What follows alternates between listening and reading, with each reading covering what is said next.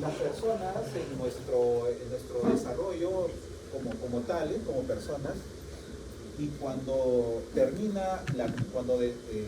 digamos, resolvemos la crisis de identidad, ya podemos decir que tenemos personalidad. Mientras tanto, no se puede hablar de personalidad en los niños, no se puede hablar de personalidad en los adolescentes. Por ello que cuando se diagnostica el TLP, que lo vamos a escuchar seguro en el seminario, TLP es trastorno límite de la personalidad o trastorno limítrofe de la personalidad. Esta se hace cuando ya es un adulto, ¿no? Pero ya pueden darse rasgos, pero mientras tanto no. Entonces, nuestra forma de ser, digo nuestra asumiendo que ustedes ya son adultos, lo van a entender de esta manera. Miren, hay dos posiciones. Eysen dice que la personalidad, igual que una célula, es una organización. Esa organización significa que tiene un conjunto de partes, ¿sí? Pues, ¿cuáles son las partes de la personalidad? El carácter, el temperamento, que no es lo mismo, uno es heredado y otro es adquirido, la intelectualidad, doctores, y finalmente la parte física.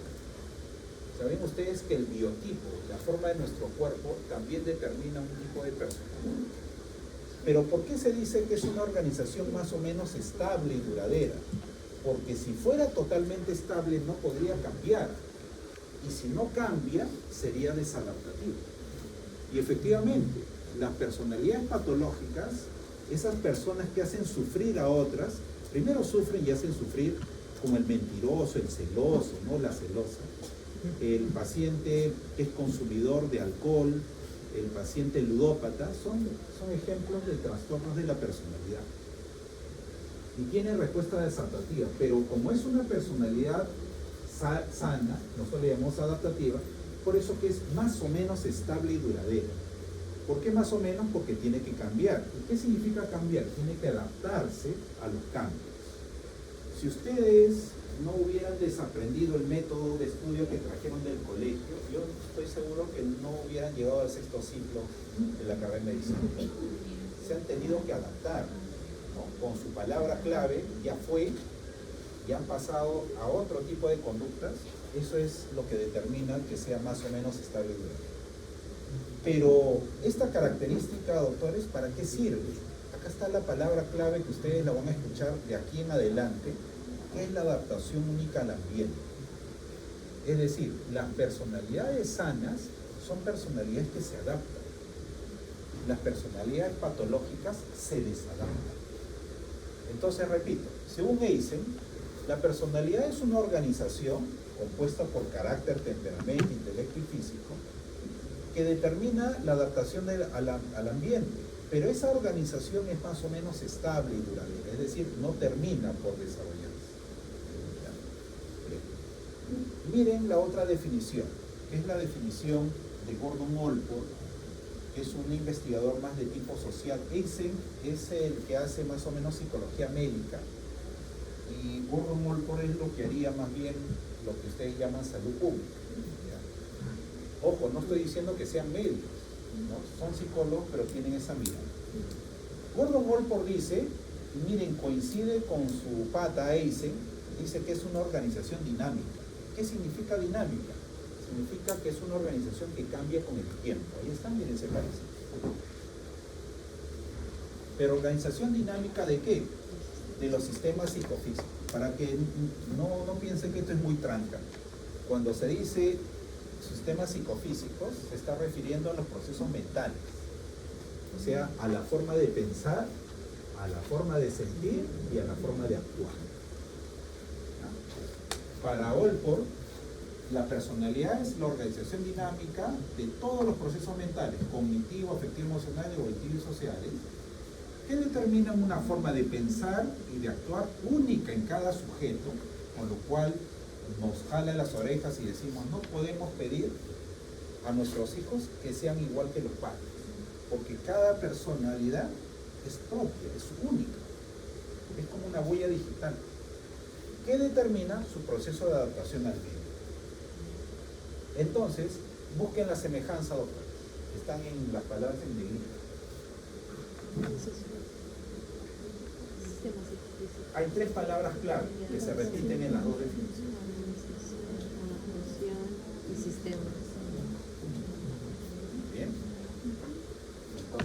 están las tres palabras clave, que es una organización. Toda organización tiene partes. ¿Cuáles son las partes de la personalidad que les ha gustado, que han comprendido? Dicen el temperamento, el carácter, el intelecto, ¿no? Pero por otro lado están los procesos cognitivos, afectivos, emocionales, volitivos y sociales que nos diferencian de otra persona. Ahí está la segunda característica, que es una organización dinámica,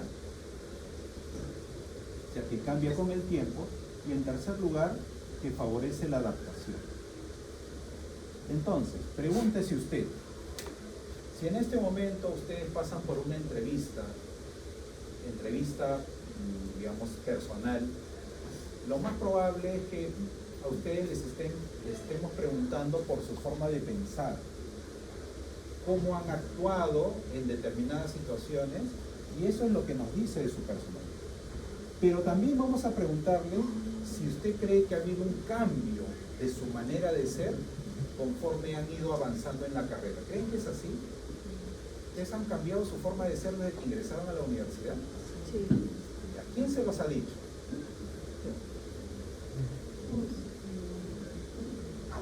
¿Quién les ha dicho, oye, ya no eres la misma de antes, no eres Los el mismo de amigos. antes? Los amigos. Cuando digo de los mismos me refiero a la forma de pensar, de sentir y de actuar.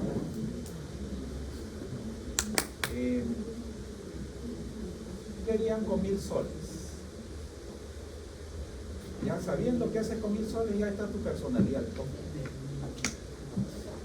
¿Qué harían con 1000 soles? Intenta encontrar una respuesta.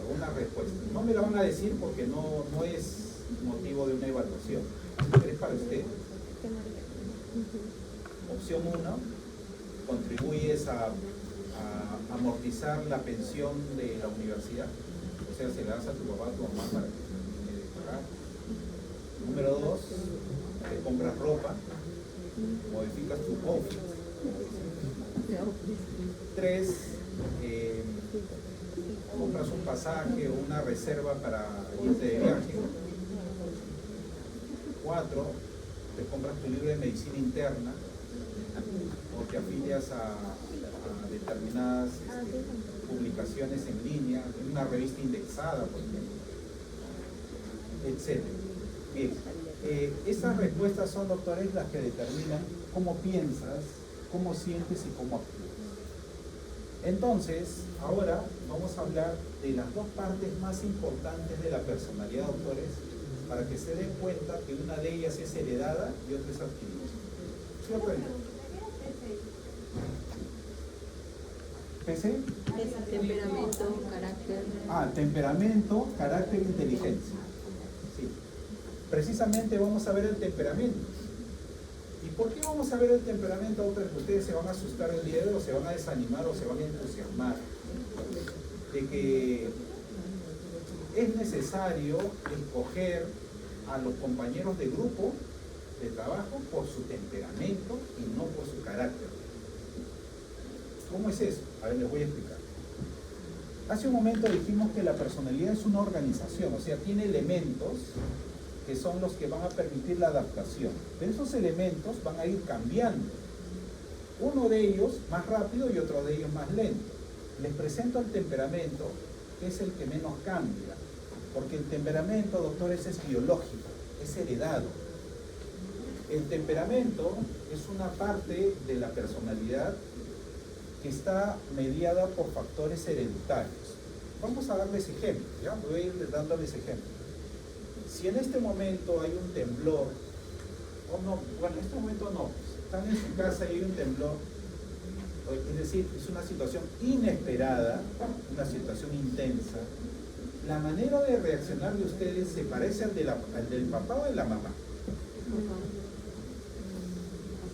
Ese es temperamento, porque es heredado, pero no se ve en todos los días, solamente se ve en los adultos en situaciones específicas, en situaciones importantes. Ejemplo, ¿no? Oye, ¿y tu parte del video? ¿Qué video? Oye, pero si tengo que presentarlo hoy día hasta las 11:59, tranqui, te dice, yo te envío, ahorita lo reviso, voy a la biblioteca. A unas personas les llama la atención, ¿no? Pero hay otras personas más bien que se ponen más temerosos. Ya, eso es temperamento. Ahora, los niños, por eso he puesto aquí, en los niños el temperamento sí es más fácil de observarlo, porque el temperamento es biológico, es heredado. Entonces, en los niños sí se puede ver de la mejor forma. Entonces, a ver, vamos a hablar de las características principales. Primero, como el temperamento es una parte de la personalidad que explica nuestra conducta, vamos a ver que la personalidad se ve en tres aspectos. Número uno, la susceptibilidad a la estimulación. ¿Qué significa?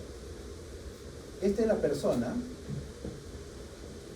y recibe una pregunta y le dice, oye, ¿ya tienes la parte del video que te toca presentar? Grado 5. ¿Y cómo responde la persona? Grado 1. Entonces es una persona poco susceptible. Típica de los pícnicos, ¿no? Hablan de los pícnicos, las personas generalmente, digamos que suelen tolerar mucho la estimulación. En cambio, los pacientes ansiosos son más susceptibles. Usted le envía 5 y la persona le suena 10.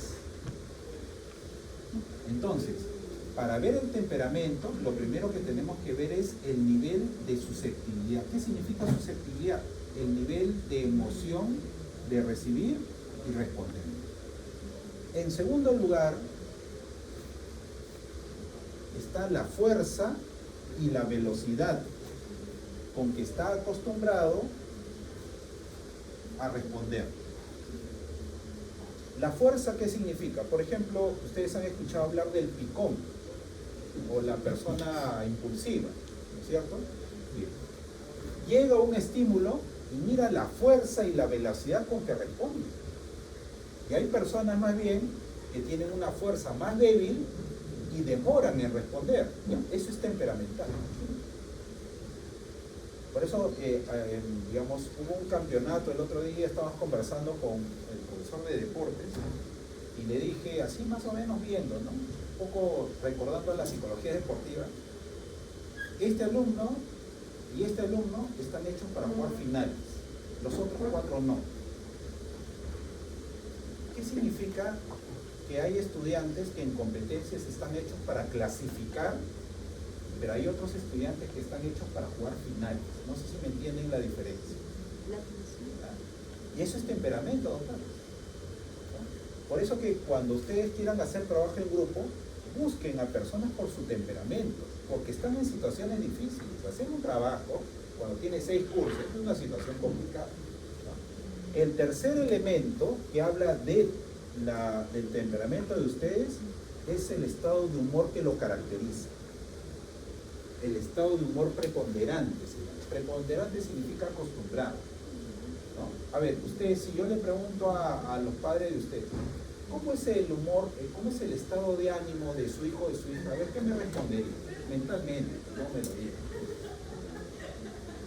No, me dirán, es una persona dulce cuando está bien, pero cuando se estresa, todos tenemos que correr.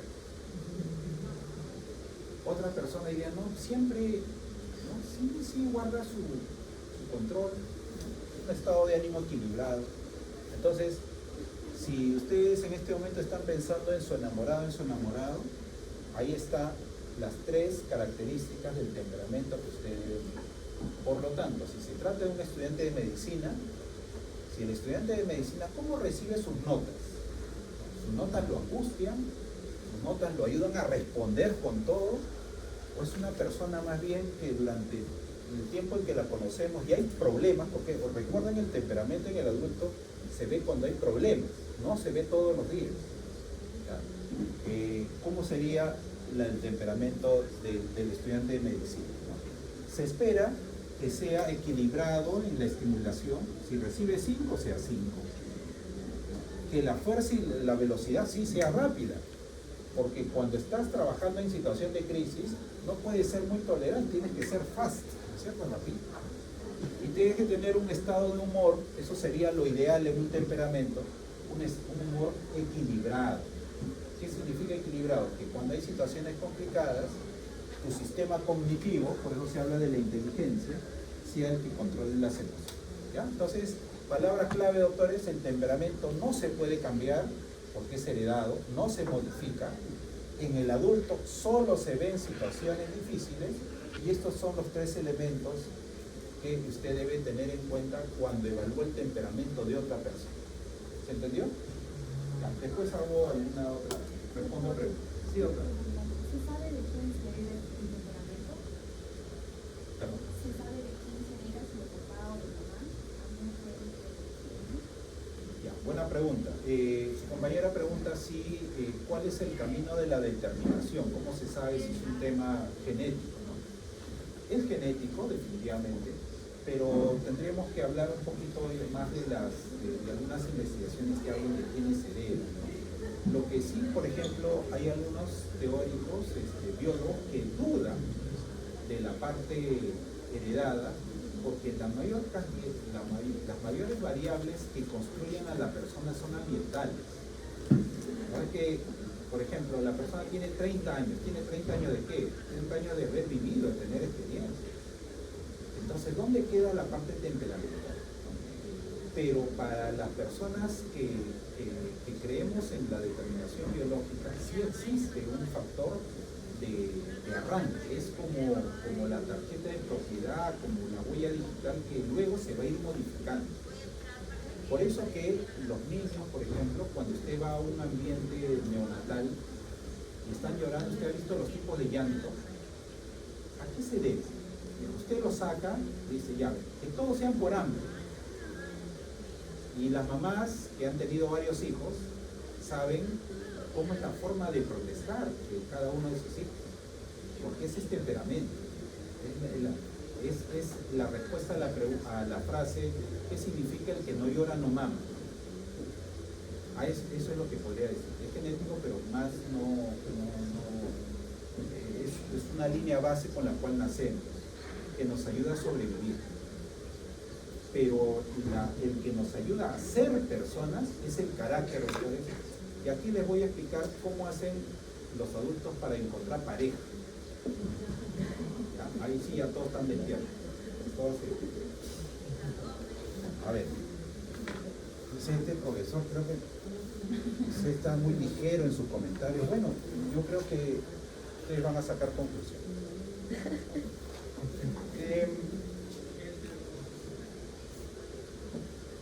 La parte, digamos, más biológica en lo social tiene que ver con el humor. El humor son líquidos que tienen las personas que cuando se encuentran, pues puede haber lo que se llama química, aceptación, o puede haber rechazo. Y no tiene que ver con la higiene, sino tiene que ver con el humor natural.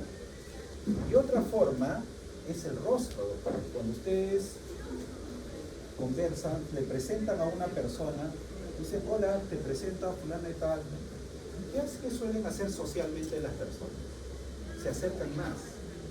Y algunas terminan con un besito, otros terminan con la mano, dándose la mano. O sea, hay un acercamiento.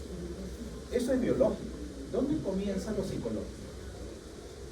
Después que conociste a esa persona, la viste en la fiesta, te llamó la atención. Llamar la atención es un tema de feromonas y también un tema físico.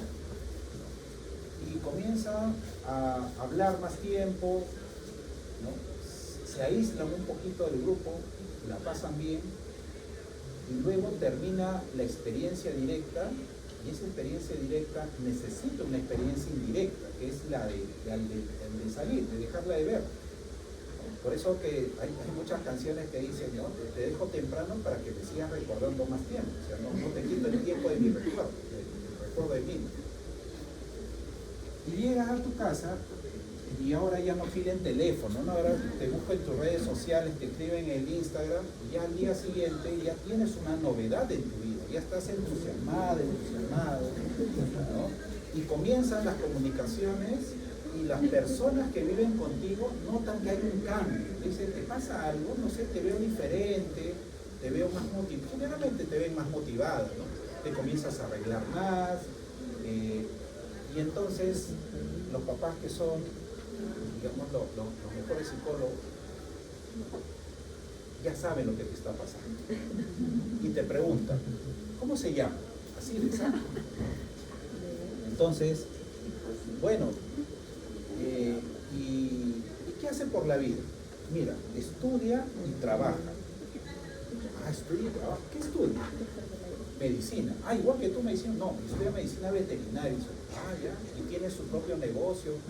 Está poniendo una ONG para rescatar perros, perritos o mascotas abandonadas. Ah, mira. O sea, se autodirige. No lo mantiene. O sea, tiene una autodirección, número 1. Interesante. ¿Y qué es lo que te llama la atención de esa persona? Que es bien solidaria. La pasamos bien, siempre me apoya, me busca cuando estoy en una dificultad. Yo le hablo y me escucha. No está mirando su celular, sino que me mira, está bastante atenta, ¿no? Siempre me ayuda. Ah, correcto. ¿Y qué quiere ser en la vida? Tiene sus propias metas, tiene sus propios caminos. Es más, cuando yo estoy en problemas, es una persona que no solamente tiene mucho estado de humor, sino que es una persona creativa. Siempre me ha dicho, y eso es lo que aprendió como enamorada, que hay que ser parte de la solución y no del problema. Oye, qué interesante es esa persona. Ahí está, pues. Es el temperamento. Perdón, el carácter. La mejor forma de ver el carácter es primero que la persona se autodirige. O sea, hay una fuerza que impulsa a la persona y que no depende de otros. En segundo lugar, es una persona que tiene comportamientos hacia los demás, por eso se le llama prosocial. Una persona colaboradora. Y en tercer lugar, que siempre tiene metas. Estas tres fuerzas son las que determinan por qué el señor Karl Rashid llegó a ser marino, oficial de la Marina en la Armada Norteamericana. Porque nadie le regaló nada, doctores, como ustedes. Ustedes tienen una autodirección, se matriculan permanentemente. Y cuando algún profesor le dice, pero ¿por qué no descansas un semestre? Ustedes no aceptan. Ahí está, están autodirigidos. Siempre están buscando ustedes ayudar a otros, tener su propia ayuda. Y si no pueden, piden ayuda. Y en tercer lugar, siempre están buscando salir adelante. Estas son las tres características del carácter. Entonces, podríamos decir que a diferencia del temperamento, el carácter es aprendido. Son las experiencias sociales, las experiencias emocionales, lo que han ayudado a ser la persona que usted es. Ese es el carácter. ¿Y dónde queda el temperamento entonces? Parecería una relación entre la emoción y el afecto. ¿Se acuerdan que las emociones son de alta intensidad? Pues esa es parte del carácter, del día a día. ¿No? Hay personas que dicen, oye, no me gusta su carácter. El carácter es aprendido, pues, o sea, son las experiencias sociales las que han forjado esa manera de ser. Pero sí le gusta el temperamento, porque es una persona que solamente trabaja cuando hay problemas. No sé si han visto personas que en estado de reposo nadie los mira, ¿no? Nadie los elige como delegados, no sé. Pero cuando la persona habla y están todos en problemas, él se líder. Entonces ahí estamos hablando de la relación entre lo heredado y lo aprendido. No sé si tienen alguna pregunta sobre el temperamento y el carácter. En los médicos, doctores, igual que en los militares, igual que en los sacerdotes, lo que hay que desarrollar es el carácter. El temperamento ya no, pues, porque ya los temperamentos no se puede manejar. Sí el carácter. Por ejemplo, ustedes, doctores, digo deben, podría decir pueden, ya estar acostumbrados a manejar diferentes tipos de rostros. ¿Qué significa manejar diferentes tipos de rostros? ¿Cuántos profesores han tenido hasta el momento? Saquen su cuenta. Y hay rostros que te ponen ansioso. O sea, el profesor o la profesora tendría que cambiar su rostro para que tú estés equilibrado. hay que aprender a manejar los rostros de esa persona, porque el rostro no es agresivo, lo que es agresivo es lo que tú ves en el rostro. Esa es la percepción. Entonces, cuando tengas pacientes, y tengas familiares de pacientes, tienes que acostumbrarte a manejar los diferentes tipos de rostros. Por eso yo les digo, no miren el rostro. Si te llena de tensión, mira hacia abajo, cierra los ojos, pero da tu testimonio, tu reclamo, ¿no? Y escucha el reclamo de la persona, pero no los mires, porque tienen que acostumbrarse ustedes a desarrollar un carácter más fuerte, ¿ya? Bien, a ver, vamos con este punto. En esta diapositiva está la explicación bueno, ya respondí a la pregunta ¿qué es la personalidad? Pero vamos a ver que la personalidad es única. Entonces, ¿qué es lo que determina la personalidad? Miren, si ustedes quieren entender la psicopatología, lo voy a... Miren, esto es psicopatológico. Esta es la figura patológica, ¿ya? ¿Se han visto fragmentado? Esto es lo patológico. Pero para entender lo patológico, hay que ver primero acá. ¿Ya? Recuerden, no se puede hablar de patología si no se ve la normalidad. Bien. Cuando ustedes quieran analizar la personalidad, analizar significa quieran ustedes profundizar en por qué la persona es única, por qué tiene esas conductas, porque todas las personalidades terminan en conductas. Siempre hay que ver dos partes, doctores. La parte estructural y la parte funcional. ¿Ya? Voy a explicarlo acá. Yo creo que más de uno de ustedes quiere irse de su casa, ¿verdad? Pero no un fin de semana, sino 3 meses, 4 meses. Entonces, un benefactor, un familiar te dice, sí, pues, te entiendo, yo que tú ya me hubiera ido hoy día. Y te dice, mira, yo tengo un edificio que lo acabo de construir y por ahí hay un departamento en que tú lo podrías usar. ¿Así, verdad? Sí, y me va a costar, bueno, no, por ahora no. Pero te invito a que lo veas. Entonces ustedes entran, ven por fuera primero, y dice, ya sí me gusta, ¿no? Está interesante, está pintado, no parece nuevo, pero está ahí habitable. Y entro y comienzo a recorrer todas las instalaciones y me doy cuenta que huele a humedad, que es medio oscuro y que pena. Pero está bien pintadito. ¿Habitan o no habitan? ¿Se van a vivir ahí o no? Esta estructura es esta de acá. Y toda la funcionalidad tiene que ver con los procesos mentales. Entonces, cuando ustedes conocen a una persona bonita, o bonito, no sé, como ustedes desean apreciar, esa es la estructura. Pero la convivencia es lo funcional. Entonces, de esa manera, esta figura que yo he escogido, que he tratado de ser un poquito lúdico, pues, para que se llame la atención, la forma de ser de cada persona depende de su estructura, pero luego depende de su función. ¿Ya? Para entender la estructura y su función, tenemos que hablar de aquí mismo. Si este edificio fuera construido en arena, ¿le daría a ustedes seguridad de vivir? Y si fuera construido en un terreno plano, donde hay una plataforma de cemento, de concreto, probablemente sí. Esta es inestabilidad y esta es estabilidad. Para que un terreno sea estable, ha tenido que ser inestable. Pero ¿qué es lo que le habla de estabilidad?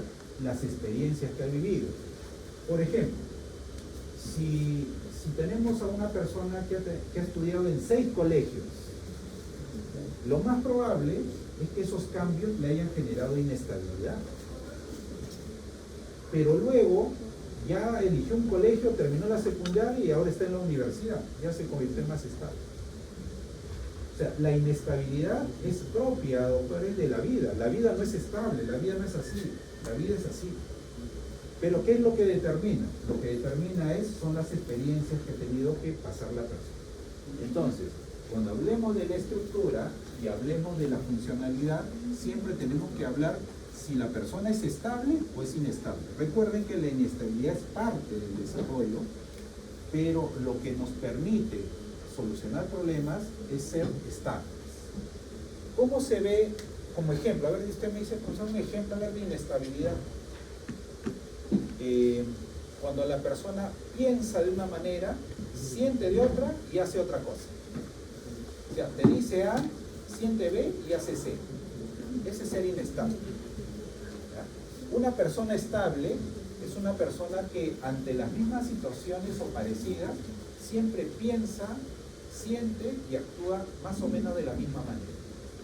Entonces, ¿usted le prestaría 300 soles a una persona estable o no? ¿Sí? ¿Y a una persona inestable? Probablemente no. ¿Usted haría un grupo con una persona inestable, un grupo de trabajo con una persona inestable? Probablemente no. ¿Usted se casaría con una persona inestable? Bueno, ahí ya sacan su conclusión. Bien, vamos a ver la parte estructural. Mire, doctores, la parte estructural, o sea, del edificio, esto les va a gustar a ustedes, porque la parte estructural tiene que ver con las tipologías. Las tipologías son lo mismo que rasgos. O sea, durante mucho tiempo se dijo, allá, como las personas son muchas, mejor, ¿qué te parece si las clasificamos psicológicamente? Allá, entonces a eso se le llamaban rasgos o tipologías, tipos, ¿no? Para Hipócrates, miren, en el siglo V a.C., las personalidades se dividían de esta manera. Por ejemplo, ¿cómo es un médico sanguíneo? El médico sanguíneo, después he traído un cuadro, lo vamos a ver más detenidamente, es una persona estable y extrovertida. Hay dos fuerzas que lo van a entender. Mejor les muestro el gráfico. Ahí está, miren. Esta es la explicación de la personalidad, pero basada en el temperamento. Hay dos fuerzas. ¿Se acuerdan del inestable y el estable, ¿no? O sea, para ser estable tenemos que haber sido inestables antes, porque si no, ¿cómo vamos a ser lineales si antes no hemos sido sinuosos? Pero hay otra fuerza que está orientada hacia adentro del organismo, o sea, hacia sus propios procesos mentales, y otros que están orientados a las situaciones, fuera. Por eso que le llaman extrovertido. ¿Ya?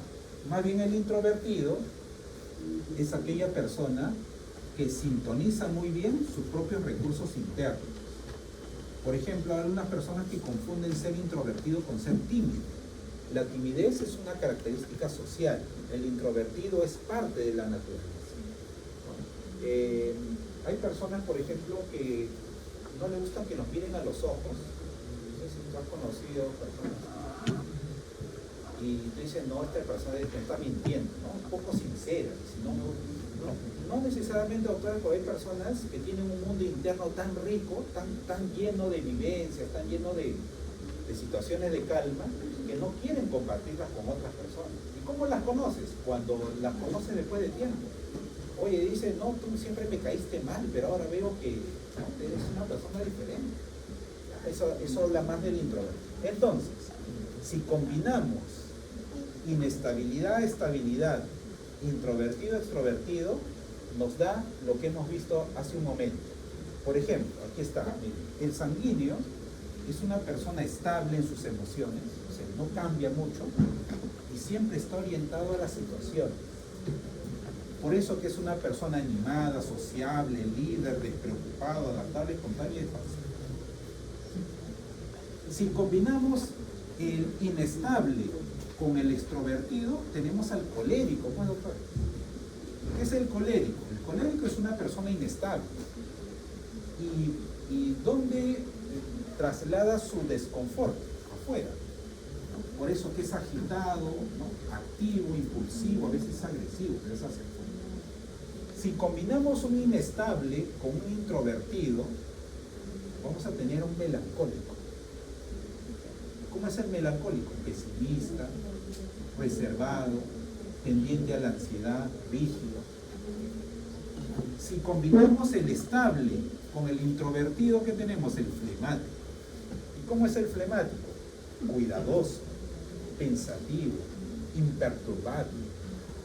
No sé si han visto personas imperturbables, ¿no? Le pasa un montón de cosas, pero está como si no pasara nada.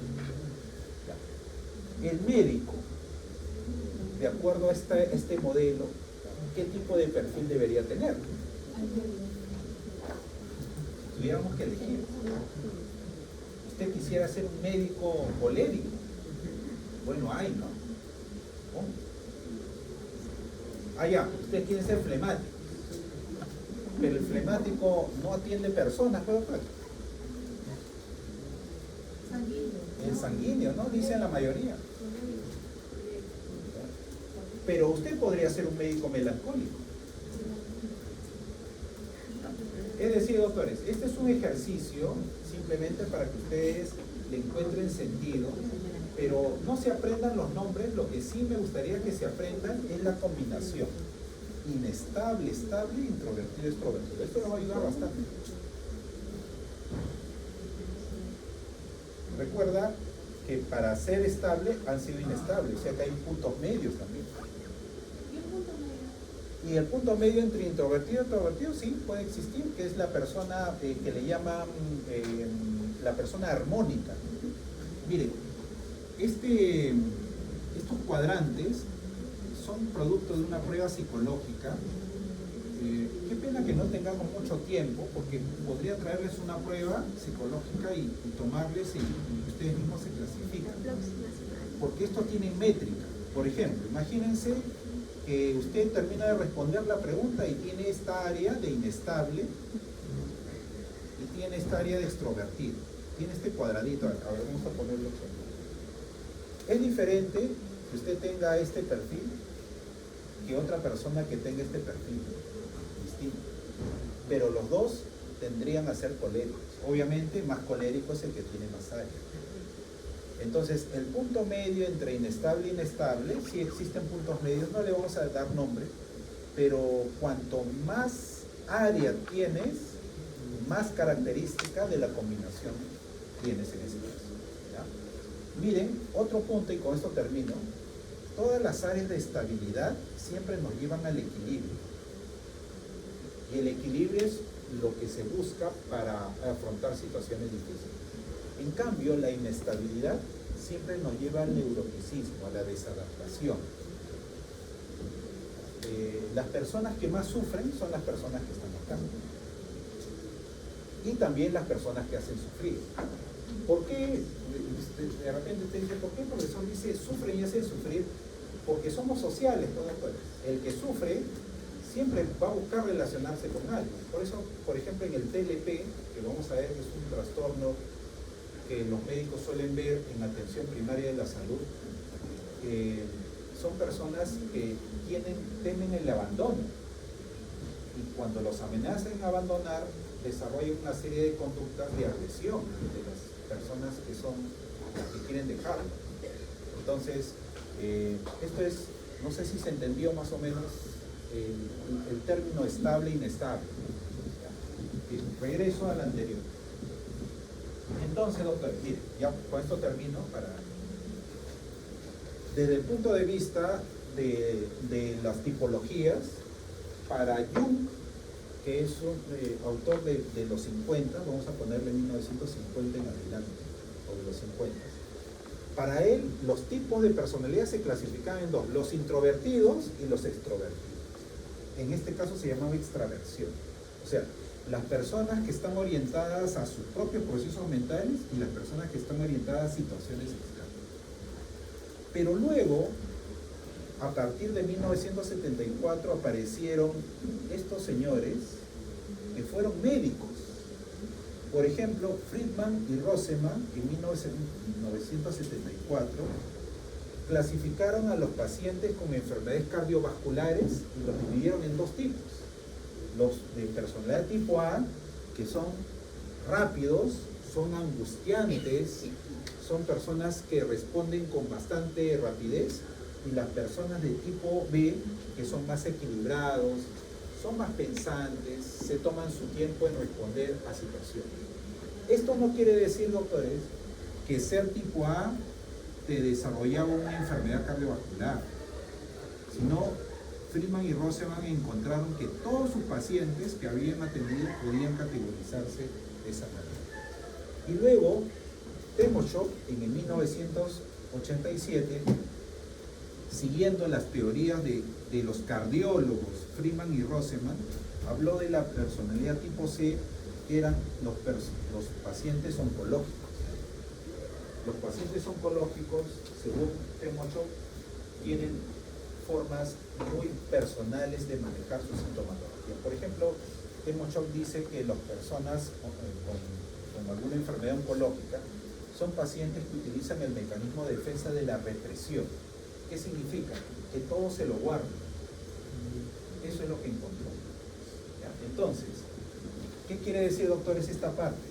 Que nos sirve a ustedes, a los médicos, a nosotros los psicólogos, detener a las personas en ciertos tipos, pero no nos ayuda mucho en explicar cómo podemos hacer para que cambien.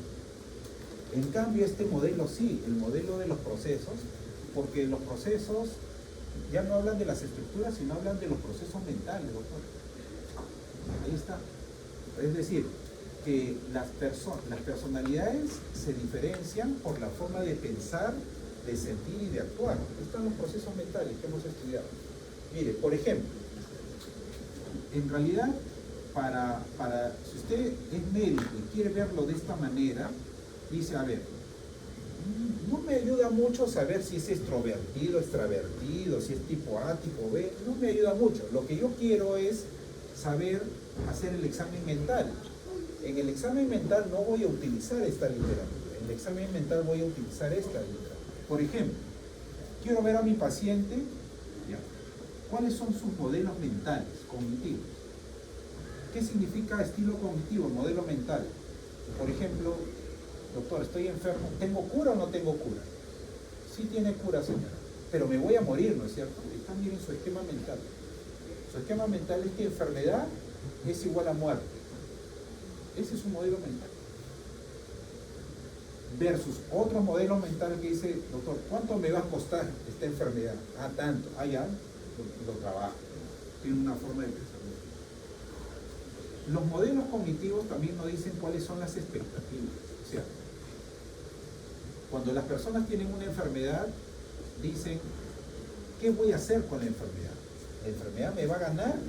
O yo más bien voy a utilizar la enfermedad como una manera. Ojo, no es tan simple como lo estoy diciendo, pero sus expectativas hacia el futuro son mejores, ¿no? Hay personas, doctores, que se han recuperado de enfermedades y que han puesto comunidades terapéuticas. O sea, la expectativa tiene que ver con la manera como el paciente ve hacia el futuro, y los estilos cognitivos es lo que el paciente ve en el presente. Si usted quiere hacer, imagínense, pues usted dice, me ha gustado, entonces, ¿cómo es la psicoterapia? Cuando una persona tiene un problema, un trastorno de la personalidad, lo que se hace es cambiar su forma de ver la vida, ¿no? O sea, ¿por qué piensas que si no te responde el celular inmediatamente está con otra persona? Eso es cambiar un modelo mental. ¿Por qué piensas que tener 19 en todo te va a hacer feliz? 19 dice que has aprendido, o 19 es la nota que necesitas para tu promedio ponderado y para tu beca. Son cosas distintas, son modelos mentales distintos. Recuerden que la personalidad no solamente es la forma de pensar, sino también la forma de sentir. Aquí están los estados emocionales. Ustedes seguro en algún momento alguien les ha dicho, oye, tranquilízate, oye, tranqui pues, ya, miren, ¿así se regulan las emociones? No. Usted le dice tranquilízate y la persona que es ansiosa se va a intranquilizar. Si usted le dice, oye, ¿por qué eres así? No sé si han escuchado esos términos. ¿Por qué te comportas así? ¿Por qué eres así? El que tiene trastorno de personalidad no lo va a entender, lo va a confundir más. Es porque la pregunta es, ¿puedes solo o sola o no puedes sola? ¿Cuándo puedes solo? Cuando tú le haces preguntas y disminuye la conducta. Si tú le haces preguntas y la persona la dejas pensando y disminuye la conducta desadaptativa, tiene mejor regulación emocional. Pero si no tiene regulación emocional, ¿qué haces? ¿La dejas? No, tienes que medicarla. ¿No? Estos estados emocionales, doctores, son situaciones, son como las hormonas, ¿no? Que en ciertos momentos hay desbalances. Entonces, usted en su personalidad tiene que ver cuál es el estado emocional que lo caracteriza. Por ejemplo, ¿es una persona miedosa siempre o es una persona conflictiva? Si es una persona conflictiva siempre, ese es su estado emocional base, digamos, es como si fuera su línea base, ¿no? Y la persona sabe regularse o no. Si sabe regularse, qué bueno. Si no sabe regularse, ahí está el problema funcional de su personalidad. Finalmente, a nivel conductual, miren, coincidimos entre lo adaptativo y lo desadaptativo, ¿ya? Una conducta, por ejemplo, de una persona que ahora estaba escuchando en la radio, dice, formas de declararse, ¿no? ¿Cómo te han declarado las personas a su pareja? Y escuchaba unas experiencias interesantes. Bueno, el que llama a la radio para contar sus experiencias de declaración, ese es una persona pues que está, digamos, está bien, ¿no? Mentalmente. Bueno, por lo menos así lo escuchaba. Entonces, decía una persona, ¿ustedes se acuerdan? Decía por la radio, no sé si ustedes también se acuerdan, cuando íbamos a ir a un segundo mundial consecutivo y perdimos en un repechaje, no sé si se acuerdan, estaba ya usted antes del partido pensaba que clasificábamos o no. La fe, ¿no? La fe del fútbol. Bueno, este señor dijo que cuando terminó el partido se acordó de una chica. ¿Qué tiene que ver la chica con el partido? Que se conocieron en una fiesta, bailaron y conversaron casi toda la reunión, se vieron el domingo, el lunes y el martes, se tomaron de la mano, se besaron varias veces y el sábado, cuando le dijo que estaba enamorado, ella le dijo, solo como amigos. O sea, es lo mismo que creo, pues, pensamos que íbamos a clasificar y de pronto no nos habíamos clasificado, era una ilusión. ¿Ya? Entonces, eso es lo que hace muchas veces la persona que tiene trastornos de la personalidad. Tiene esquemas mentales, estados emocionales, que piensan que las situaciones tienen que ser como él piensa y no se pone en el caso de que hay otra posibilidad. Entonces, las personas con personalidad desadaptativa generalmente son inflexibles, esa es la palabra clave, son inflexibles. Mientras que las personalidades saludables o adaptativas son flexibles.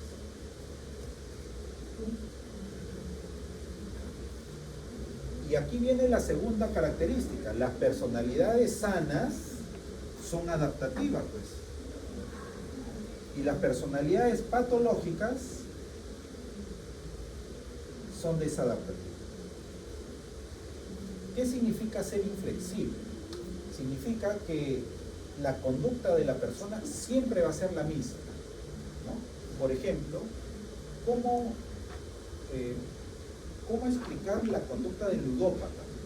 O sea, del paciente o la paciente que tiene un juego patológico porque apuesta, gana y lo que gana lo sigue apostando, pero no puede detenerse. El no poder detenerse es el indicador de la inflexibilidad. Igual, por ejemplo, el paciente alcohólico, digamos, la Organización Mundial de la Salud, hasta hace 20 años, un poco más, decía que el criterio de alcoholismo estaba determinado por la cantidad de bebida.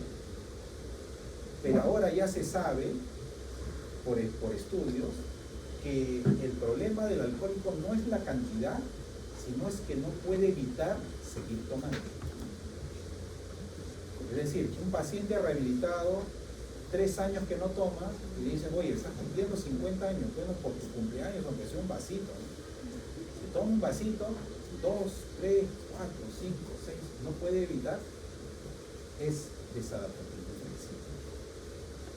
Entonces, todas las personalidades que consumen sustancias y que buscan mantener la misma relación aunque sean agredidos, aunque sean humillados, mantienen la misma relación afectiva, son personalidades patológicas, son personalidades dependientes.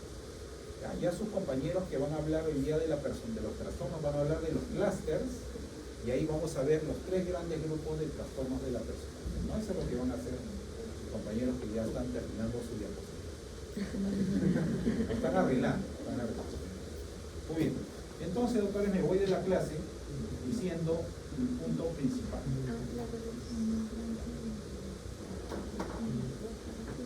¿Cómo sabemos que una personalidad es patológica? Acá está la respuesta. Recuerden que una personalidad es adaptativa cuando es flexible, ¿correcto? Y se puede adecuar a los cambios. Pero cuando es patológica, cuando es inflexible y desadaptativa. ¿Pero qué es inflexible? Que la conducta es inflexible. No es la persona, es la conducta. Entonces, cuando usted vea a una persona, a un paciente, que tiene una relación conflictiva con su familia,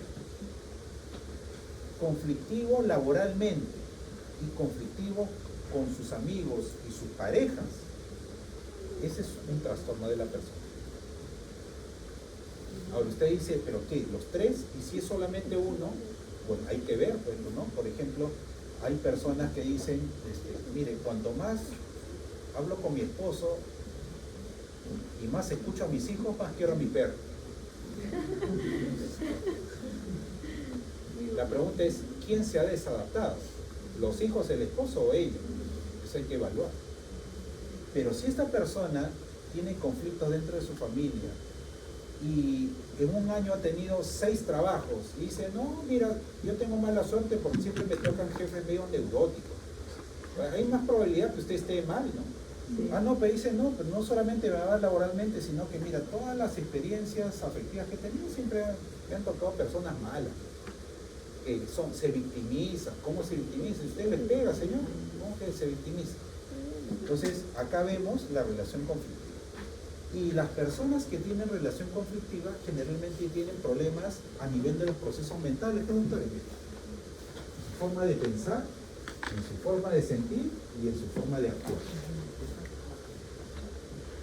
Entonces, cuando usted ve a una persona que tiene, así concretamente, problemas en el trabajo, problemas con sus relaciones sociales y con la familia, ya estamos frente a un trastorno de la personalidad. Por eso se dice que los trastornos de personalidad, doctores, los pacientes no están locos, por si acaso, esa es otra característica. O sea, usted le toma el examen mental y ve estado de conciencia, proceso cognitivo básico, el proceso cognitivo superior, es una persona que está consciente de la realidad. Sus procesos de inteligencia incluso son buenos. Vean al Lobo de Wall Street, por ejemplo, no sé si se acuerdan de esa película, con este actor DiCaprio, Leonardo DiCaprio. Es un ejemplo de un trastorno de la personalidad. O sea, era, entre comillas, exitoso laboralmente, pero a costa de qué. ¿Cómo eran sus procesos mentales? Totalmente desordenados. Él pensaba que a las personas había que sacarles el provecho. A nivel afectivo, cuando estaba estresado, consumía alcohol y drogas. Y sus relaciones sociales, pues, si ven la película ahí se explican por qué tenía esta.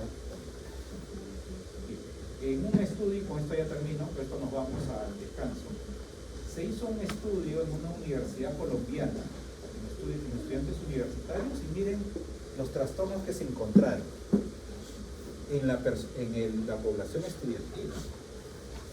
No se encontró en un hospital. ¿Qué nombre le llama la atención? ¿Qué trastorno? Primero, ¿cuál es el trastorno más frecuente que vimos acá? Que vimos en el pasivo agresivo. Ya, vamos a ponerle otro. Segundo. Narcisista. 6.4. Antisocial. Agresivo, narcisista también.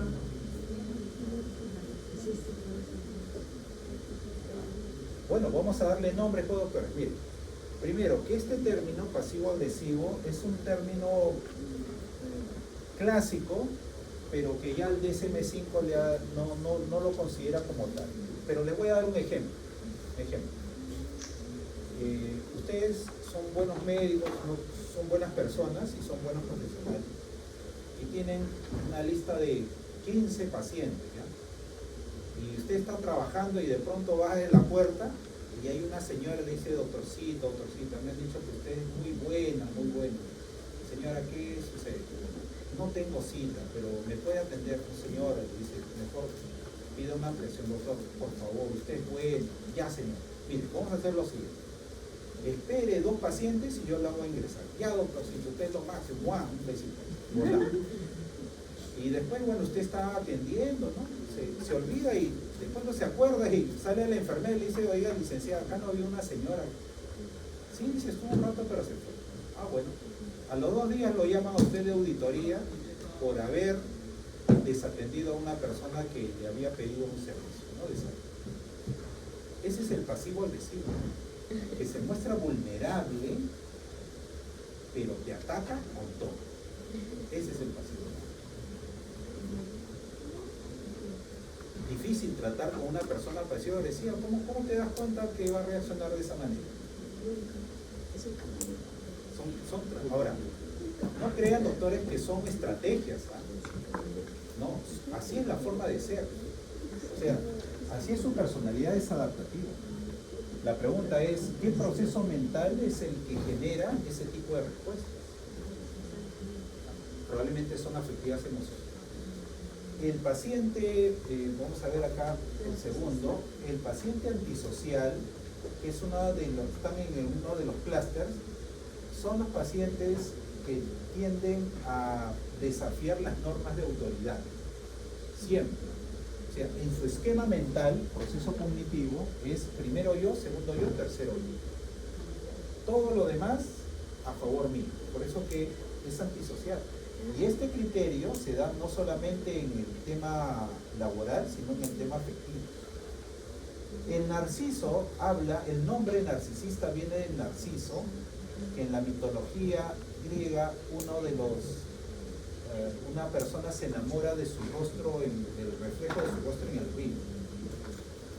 El narcisista, a diferencia del egocéntrico, bueno, que no está aquí, el narcisista, mientras usted lo alabe, mientras usted lo reconozca, mientras usted le diga lo bueno que es, siempre lo va a ayudar. Pero cuando lo compara, miren, lo compara nada más, no le está diciendo un adjetivo negativo, ya comienza a perder entusiasmo por usted. Porque el narcisista es una persona que convive con la adulación, ¿no? ¿Se imaginan una persona que tenga tanto conocimiento y sea narcisista? Yo supongo que nunca va a tener la posibilidad de trabajar con pacientes, por lo menos así lo... Bien, no sé si hay otra personalidad que quisieran que mencione, lo demás ya lo vimos. Agresivo sádico. Ya. Sí, miren, el sadismo habla del placer que experimenta una persona en provocar sufrimiento a otro, a diferencia de la persona que más bien siente placer al ser objeto de agresividad. Entonces, en este caso, el agresivo sádico es una persona que siempre tiende a disfrutar de la desgracia, de la pena de otras personas. O sea, no se conmueve. Es más, es parte de su estrategia, hacer sufrir a las personas. Ejemplos en este momento no se me vienen a la mente, pero los medios de comunicación han hablado de generalmente varones, aunque hemos visto el caso de una señora, justo lo pasaron al día siguiente, el Día de la Madre, que había sido declarada culpable porque había... Una madrastra.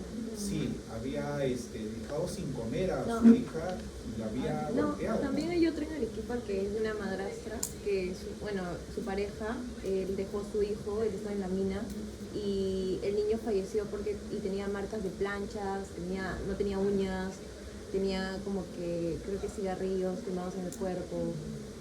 Entonces, justo, creo que hoy creo que la encarcelaron. Era la madrastra, ¿no? Sí. O sea, era un niño, varón, Era el hijo de su pareja. de su pareja. Bueno, doctores, entonces en conclusión, lo que hemos visto el día de hoy es responder a la pregunta, a la última, ¿no? ¿Qué relación hay entre la personalidad y la salud? Y van a ver ustedes entonces, doctores, que tanto la estructura de la personalidad como su funcionamiento determinan la patología. Por ejemplo, aquí tenemos la personalidad tipo A y personalidad tipo B. La personalidad tipo A y personalidad tipo B en pacientes con trastornos cardiovasculares. O sea, que las personas que son más autoexigentes tienden a generar más problemas de este tipo. Esa es la primera relación. La segunda relación es que los pacientes oncológicos, personalidad tipo C, tienen como característica la represión. Ese es en cuanto a los tipos. ¿Qué tal, doctor? En cuanto al funcionamiento, vamos a ver nosotros que los trastornos de personalidad tienen que ver con la forma de pensar, la forma de sentir y la forma de actuar y las conductas. Y las conductas son de dos tipos, adaptativas o desadaptativas. Cuando veamos pacientes que tienen conductas desadaptativas, inmediatamente vamos a pensar que su forma de ver la vida y su forma de afrontar las emociones lo hacen más bien inflexible, que son las características de los trastornos de la personalidad. Entonces, estas serían las respuestas a las dos preguntas que hemos hecho. Pero en palabras. ¿Hay más preguntas, doctores? Bien, 10 minutos de descanso, por favor. Y venimos con el seminario. Antes, una de sus compañeras va a exponer, más bien prepárese. Sí, voy a poner. Primero, ¿poner? Sí.